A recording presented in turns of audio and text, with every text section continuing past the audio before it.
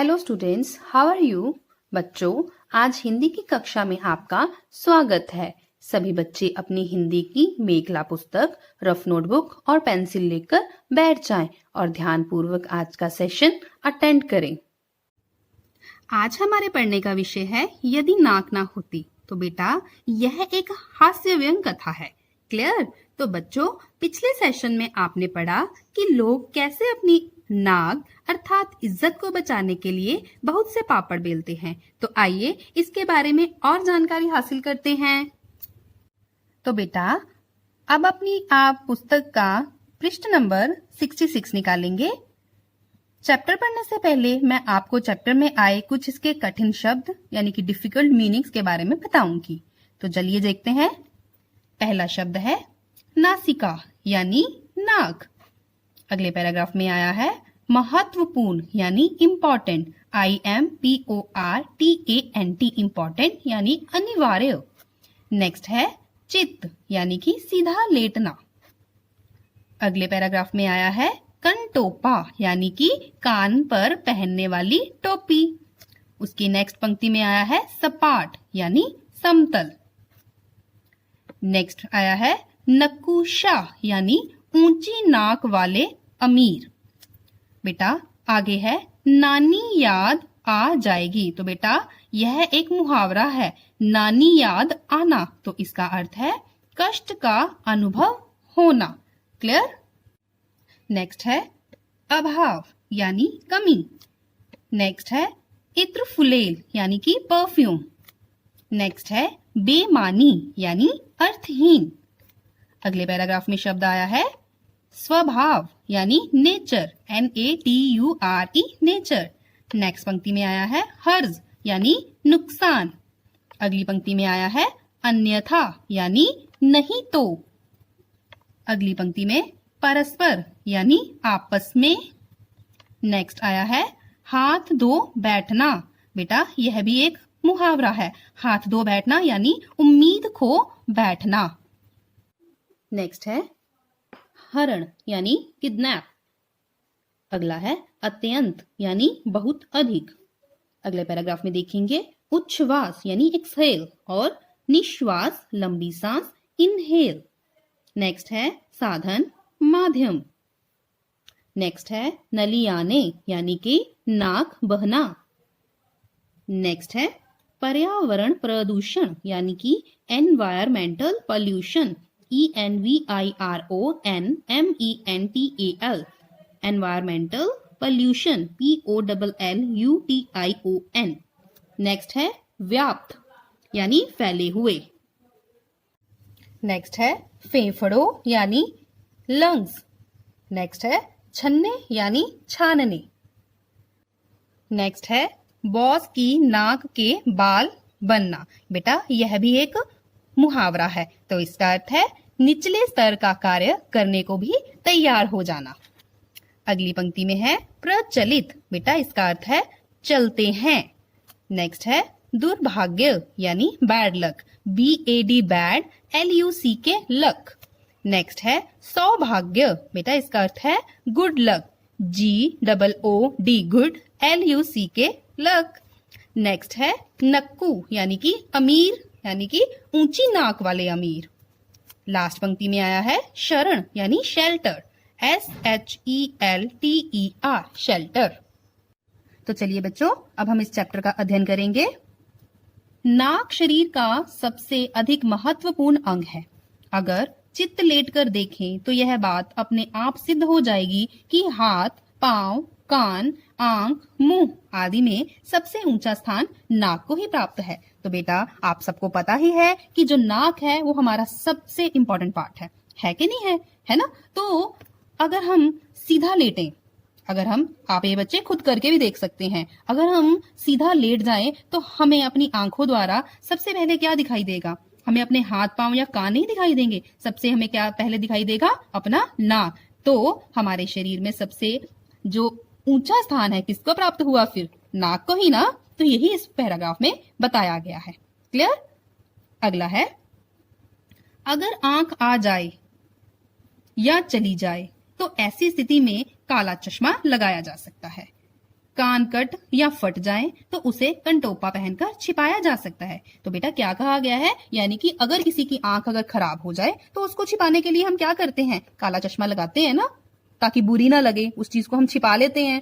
और अगर हमारे कान पर चोट लग जाए या कट फट भी जाए तो उसको भी हम छिपाने के लिए क्या करते हैं, कंटोपा यानी कि कान पर पहनने वाली जो टोपी है उसको पहनकर उसको क्या कर लेते हैं, छिपा लेते हैं ना, ताकि किसी को दिखाई ना दे, हम भद्दे ना लगे। लेकिन यदि कहीं नाक कट जाए तो चेहरा रेगिस्तान की तरह एकदम सपाट अथवा चक्की सपाट नजर आएगा, है ना। तो अगर हमारे नाक को चोट लग जाए तो हम उसका कोई हल नहीं निकाल सकते और वो दिखने में भी बहुत बुरा लगेगा। हालांकि प्लास्टिक सर्जरी द्वारा उसका इलाज हो सकता है, परंतु वह इतना महंगा पड़ेगा कि बड़े से बड़े नक्कू शाह को भी नानी याद आ जाएगी, है ना। तो यानी कि अगर हमारे नाक पर चोट लग भी जाए तो बेटा इसका इलाज तो है, लेकिन वह इलाज बहुत ज्यादा महंगा है और हर कोई उसको अफोर्ड नहीं कर सकता, यानी हर कोई उसका इलाज नहीं करवा सकता, क्योंकि बड़े बड़े जो नक्कू शाह हैं जिनके पास इतना पैसा है, ऊंची नाक वाले हैं, उनको भी नानी याद आ जाती है ऐसे ऑपरेशन करवाने। आगे पढ़ेंगे।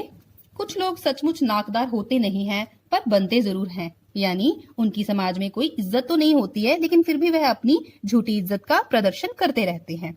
खैर जो भी हो, नाक रहने में ही भलाई है, यानी सबकी इज्जत रहने में ही भलाई है। नाक ना होती तो खुशबू और बदबू में क्या अंतर रह जाता, है ना। यानी कि अगर हमारे पास सूंघने की शक्ति ही ना होती, नाक ही ना होता, तो क्या हमें खुशबू और बदबू में अंतर समझ में आता? नहीं ना। नाक के अभाव में ही, यानी कि नाक की कमी में ही अगर ना होती तो चंदन, कपूर, इत्र, फुलेल जैसी सारी चीजें हमारे लिए अर्थहीन हो जाती, है ना। हमें पता ही ना चलता, चंदन, कपूर और परफ्यूम, इन सब की खुशबुओं के बारे में हमें समझ में ही ना आता। असली हींग और देसी हींग की भी पहचान हमें नहीं हो पाएगी। आगे पढ़ते हैं। आंखें हमेशा से लड़ती आई हैं, लड़ना लड़ाना उनका स्वभाव है। किसी की आंखें किसी से लड़े या मिलकर चार हो जाएं तो हर्ज नहीं, मगर वे आपस में ही लड़ बैठे, यह कहाँ तक ठीक है। नाक ही तो है जो बीच में पड़कर उन्हें लड़ने से रोकती है, अन्यथा आदमी उनके परस्पर लड़ने से आंखों से ही हाथ धो बैठता। तो बच्चों अब जरा नाक की बात करते करते आंख की भी बात कर लेते हैं, क्योंकि उसका संबंध भी नाक से ही रहेगा। आंखें हमेशा से लड़ती आई हैं। आंखें लड़ना भी एक मुहावरा है। इसका शाब्दिक अर्थ है आमना सामना होना या मेल मिलाप होना, और शुरू से ही हम सुनते, पढ़ते और देखते आए हैं कि एक दूसरे से आंखों का लड़ना एक स्वाभाविक प्रक्रिया है। जब किसी दूसरे से आंखें लड़ती हैं तो आंखें मिलकर चार हो जाती हैं, मतलब स्नेह संबंध बन जाते हैं। इसमें तो कोई हानि नहीं, लेकिन खुदा न खास्ता वे आपस में ही अगर लड़ने लगी तो यह बहुत नुकसानदायक होगा, और शायद इसी नुकसान से बचाने के लिए ईश्वर ने दो आंखों के बीच में एक नाक गढ़ रखी है, ताकि वह इन दोनों की लड़ाई होने से इसको बचा सके। वरना सोचो अगर इन दोनों की आपस में लड़ाई हो जाती, आंखें आपस में ही लड़ पड़ती, तो शायद इंसान को आंखों से ही हाथ धोना पड़ता। तो मतलब यह हुआ कि नाक बाकी तो बहुत सारे गुणों के कारण पहचानी जाती है, लेकिन वे लड़ाई को रोकने का कार्य भी करती है। इसका शायद आपको आज ही पता चला होगा। ठीक है बच्चों, तो बेटा आगे बढ़ेंगे। नाक के कारण ही सीता का हरण और रावण का मरण हुआ। अगर सूर्पनखा की नाक ना कटती तो रामायण की रचना कैसे होती? इसी तरह महाभारत का आधार भी द्रौपदी की नाक ही थी, जो अत्यंत खतरनाक साबित हुई। बेटा यहाँ नाक का संबंध हमारे मितिहास से भी जोड़ा गया है। नाक ही एकमात्र कारण है सीता जी के हरण और रावण के मरण का, क्योंकि सूर्पनखा जो कि रावण की बहन थी, लक्ष्मण द्वारा उनकी नाक काटी गई। उसी बात का प्रतिशोध लेने के लिए रावण ने सीता जी का अपहरण किया और सीता जी को बचाने के लिए श्री रामचंद्र जी ने रावण का वध किया। तो बेटा रामायण के रचने का एकमात्र कारण नाक ही थी। इसी प्रकार महाभारत जैसे विभीषण युद्ध का कारण भी द्रौपदी की नाक ही थी। उसी ने पांडवों को अपनी बेइज्जती का प्रतिशोध लेने के लिए उकसाया, जिसका परिणाम बहुत ही घातक सिद्ध हुआ। तो बेटा आगे बढ़ेंगे। नाक के कई अन्य फायदे भी हैं। उच्छ्वास और निश्वास का कार्य मुंह से किया जा सकता है, पर प्राणों का आधार श्वास है और श्वास लेने का साधन नाक ही है। नाक की गड़बड़ी से आदमी नलियाने लगता है और वह नक्सुरा कहलाता है। तो बेटा यहाँ नाक का संबंध हमारे किससे बताया गया है? स्वास्थ्य के साथ भी बताया गया है। तो नाक के और भी अन्य कई फायदे हैं, जैसे उच्छ्वास और निश्वास का कार्य, यानी कि सांस लेने और छोड़ने का कार्य हम मुंह द्वारा भी कर सकते हैं। पर प्राणों का आधार श्वास है, यानी कि हमें जीवित रहने के लिए श्वास लेने बहुत ही जरूरी है, और श्वास लेने का साधन एकमात्र हमारा नाक ही है। क्लियर? नाक की गड़बड़ी से आदमी नलियाने लगता है, यानी कि अगर हमारी नाक में कुछ गड़बड़ी हो जाए तो नाक बहने लगती है और वह नक्सुरा कहलाता है। नक्सुरा का प्रयोग यहाँ विशेषण के रूप में किया गया है। नाक हीटर का काम भी करती है, बाहर की ठंडी हवा को गर्म करके अंदर पहुंचाती है और ठंड लगने से बचाती है। बेटा, हीटर क्या होता है? ऐसा बिजली का यंत्र जो हमें अक्सर घरों में देखने को मिलता है। हम सर्दियों में इसका प्रयोग करते हैं गर्म हवा के लिए, है ना? तो जो नाक है वह भी एक हीटर का ही काम करती है। वह बाहर की जो ठंडी हवा होती है, जब हम सांस के माध्यम से उसको अपने अंदर लेते हैं, सांस लेते हैं ना, तो जब उसको वो अंदर जाती है तो वह हमें गर्म करके हमारे शरीर को ठंड लगने से बचाती है। क्लियर? आजकल पर्यावरण प्रदूषण जोरों पर है। बेटा, पर्यावरण प्रदूषण यानी कि वातावरण में जो फैला हुआ प्रदूषण है उसकी बात की गई है, और उसके कई कारण हो सकते हैं, जैसे वाहनों से निकला हुआ धुआं, यानी हमारी मोटरसाइकिल, बाइक्स वगैरह में से निकला हुआ धुआं, फैक्ट्रियों से निकला हुआ धुआं, ज्वालामुखी विस्फोट जो होते हैं, उससे भी पर्यावरण में काफी प्रदूषण जो है वो फैल जाता है। और नाक क्या करता है? वह वातावरण में व्याप्त प्रदूषण को फेफड़ों तक जाने से रोकती है। नाक क्या करती है? बाहरी जो प्रदूषण है उसको हमारे फेफड़ों तक जाने से रोकती है। नाक में उगे बाल छन्ने और झाड़ू का कार्य करते हैं, यानी कि जो हमारे नाक में छोटे छोटे जो बाल उगे होते हैं ना, वो क्या करते हैं? वो बाहरी प्रदूषण को हमारे शरीर के अंदर जाने से रोकते हैं। बहुत से लोग अपना मतलब साधने के लिए अपने बॉस की नाक के बाल बन जाते हैं। बेटा, यह एक मुहावरा है, बॉस की नाक का बाल बनना, यानी कि निचले स्तर का कार्य करने को भी तैयार हो जाना। तो कुछ लोग ऐसे भी हैं जो अपने मतलब के लिए क्या करते हैं? निचले से निचले स्तर का कार्य करने के लिए भी तैयार हो जाते हैं। हमारे समाज में आंख दिखाने, दांत दिखाने, मुंह चिढ़ाने और पीठ दिखाने आदि के मुहावरे प्रचलित हैं, लेकिन दुर्भाग्य कहें या सौभाग्य, नाक दिखाने का कोई मुहावरा नहीं है। हाँ, यदि नाक बीमार पड़ जाए तो कोई कितना ही नक्कू क्यों ना हो, उसे मजबूर होकर नाक दिखाने के लिए किसी नाक वाले डॉक्टर की शरण में जाना ही पड़ता है। तो बेटा, यहाँ लास्ट में नाक का संबंध हमारे साहित्य के साथ भी जोड़ा गया है। तो बच्चों, आपको जैसे पता ही है कि हमारी हिंदी साहित्य में आंख, नाक, दांत, पीठ दिखाने से संबंधित मुहावरे तो हैं, लेकिन क्या कभी आपने सुना है नाक दिखाना?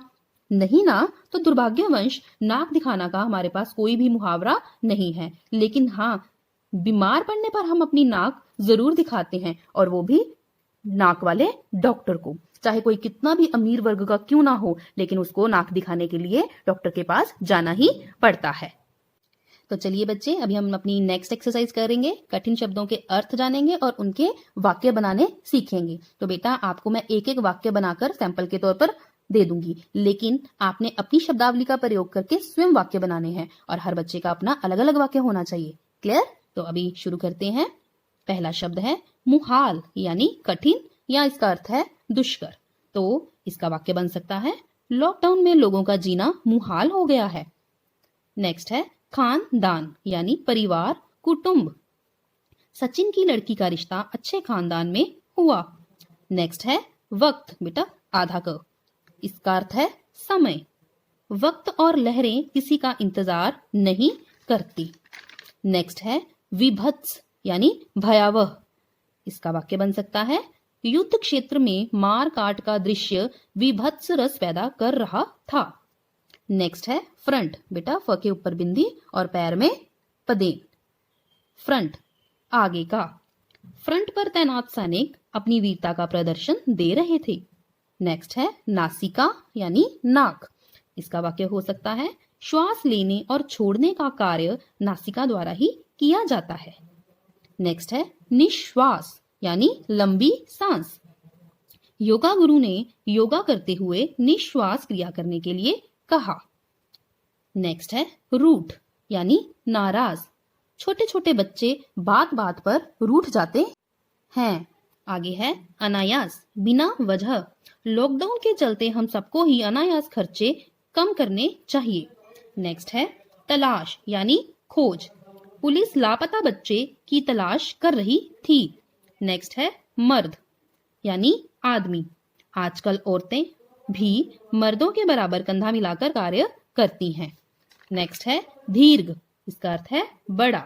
अध्यापिका ने बच्चों को दीर्घ प्रश्नों के उत्तर करने को कहा। नेक्स्ट है उच्छ्वास यानी ऊपर छोड़ी जाने वाली सांस। योगा गुरु ने उच्छ्वास क्रिया के बारे में बहुत अच्छी जानकारी दी। तो देखा बच्चों कि यह अध्याय कितना रोचक है। यहाँ नाक का संबंध किसी एक के साथ नहीं अपितु अनेकों के साथ है। अब आपने क्या करना है, आपने इस चैप्टर की अच्छे से रिवीजन करनी है और वाक्यों को अपनी नोटबुक पर लिखना है। क्लियर? तो नेक्स्ट सेशन में फिर से मिलेंगे अगले टॉपिक के साथ। तब तक के लिए गुड बाय।